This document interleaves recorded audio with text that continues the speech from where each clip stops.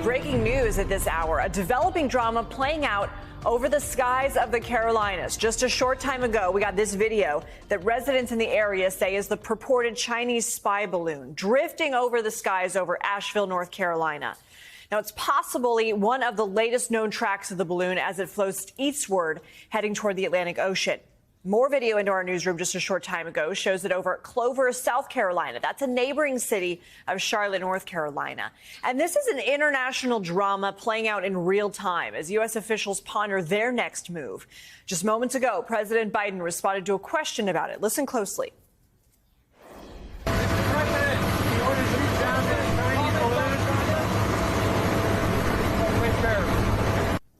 We're going to take care of it. Joining me right now is NBC News investigative reporter Dan DeLuce. So, Dan, what does taking care of it mean? And any word from U.S. officials about these latest reported sightings? Well, based on what the Pentagon has said before, right, they said that they were not ready to shoot it down when it was over land because they were worried that this really large balloon would break up into debris, dangerous pieces of debris that could pose a safety risk. So the clear implication now, based on what the president said, is once it drifts over the Atlantic, then maybe they would take it down. But we don't know, but that clearly was the suggestion. And of course, now it's just a matter of time probably that before it heads over the sea, given that it's now over North Carolina. Dan, what's your best assessment here of the status of the relations right now? We know that the Secretary of State, Antony Blinken, postponed his trip. Have we heard from any other officials about any more communication between either side? You're right. So even though this balloon doesn't pose any physical danger, it's not armed or carrying bombs, the diplomatic fallout has been significant. And you had Secretary of State Antony Blinken calling off this major planned visit to China. Here's what he had to say yesterday about that. Sounds like we don't have that sound, Dan.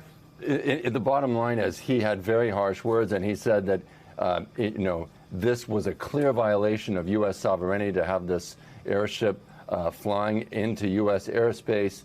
He said it was irresponsible that the Chinese let this happen or flew this balloon at that moment, right when he was planning to travel to China. Now, of course, China has a different version of events. They've said it was regrettable. It was a weather surveillance balloon, not a spy ship, and it was a mistake. It was not meant to fly over the continental U.S. But clearly raising diplomatic tensions. And in a sense, it's embarrassing for China because obviously it doesn't make them look particularly efficient or effective. And they have other ways to spy on the U.S., of course.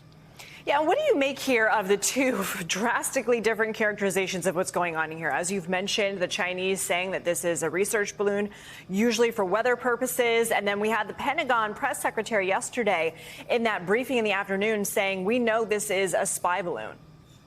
Yeah, that's right. I mean, I think if you talk to experts, they say it is plausible that balloon maybe had technical difficulties, and the Chinese did not mean for it to, catch that jet stream and fly across the entire breadth of the U.S. mainland. On the other hand, I think there was a lot of skepticism that the Chinese are saying, that this is a weather balloon. It does seem to have characteristics of a surveillance, a spy balloon, and these have been spotted before, but never to this degree where it was literally flying over Kansas. I think it may be, one theory is that were they meaning to push the envelope, fly it along the West Coast, and then they kind of lost control of it. It's not a plane, so it doesn't have precise kind of steering that a plane has. Okay. And then, Dan, I know you kind of mentioned it here. Right now, if the running theory is potentially once this balloon goes over into the Atlantic Ocean, that the U.S. then could talk about options of shooting it down. Is there any scenario in which you see the U.S. not taking that kind of drastic action?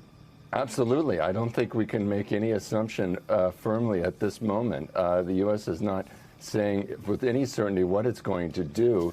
And, of course, it is at times at a very high altitude and, way above where civilian and military aircraft usually fly. And also there is this geopolitical element.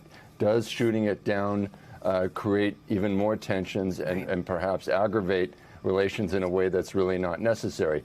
keep in mind there's a domestic political angle. Obviously, you're hearing a lot from the Hill, and the Republicans are already criticizing the White House, saying they should have already shot it down the moment it appeared and that they should never have allowed it to come into airspace. And of course, the Biden administration has a different take on that. Yeah. All right, Dan DeLuce, thank you so much. Appreciate you following this for us.